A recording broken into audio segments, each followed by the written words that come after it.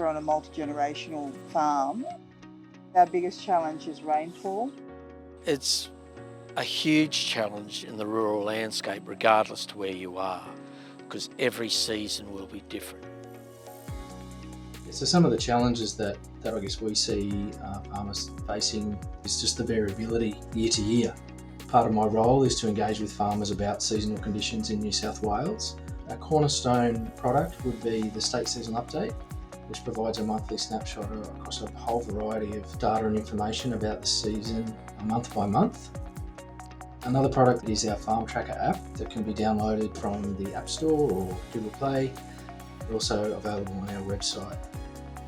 Landholders can start to track their own seasonal conditions, where they can produce or start to store a photo diary of paddocks and locations, and then record the seasonal conditions around that particular location. I love monitoring. I always have. As we were going through 19, Kate actually put a booklet together as a record of what was happening and what we were doing on farm. And so really the Farm Tracker then became an extension to that. A report takes somewhere between sort of 3 and 5 minutes, depending on how much of the form and the data fields that you want to fill out. If you're not in mobile range, that's fine. It will save it in the cache, and then when you get back into mobile or Wi-Fi range, that report will automatically sync.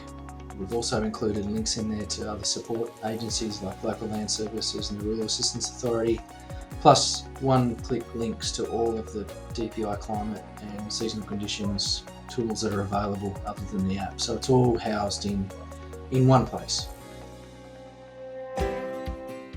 The bottom line is, as a managing tool, reflection is a big thing. What these photographs do, they show us what our pasture looked like at that point in time with that rolling rainfall. So it helps you to manage as you go along. So after the 19 and going through that, as we see key indicators, we've made decisions.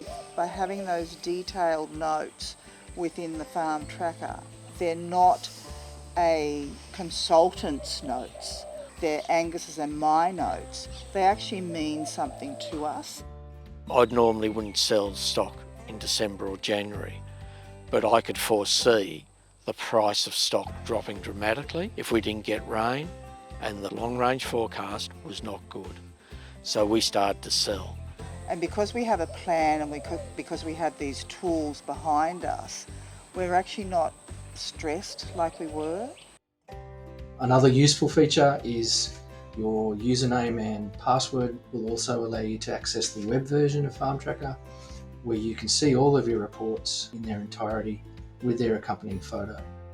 There's also a benefit to us in DPI in being able to get as many reports coming in month to month as we can, so we can start to get a feel of on-ground conditions from that more local perspective. To contributing to our State Season Update report, we never use people's personal information in our reports, and everything is de-identified.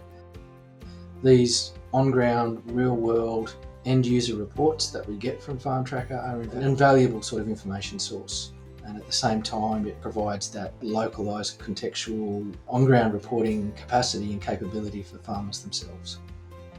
When I first started using it, I thought I was actually monitoring drought, but it's all seasons I'm monitoring, and I thought I was only monitoring pasture, but I've planted trees. It's monitoring trees, it's monitoring woody weeds, it's monitoring pests. It's a whole Farm Tracker app. You know, a benefit is, if nothing else, is that photo record of a particular site month to month, and you see those subtle changes or those dramatic changes depending upon what they might be. And taking the time to do that and engaging with your landscape and with your farm so that you feel better prepared and you feel in a better place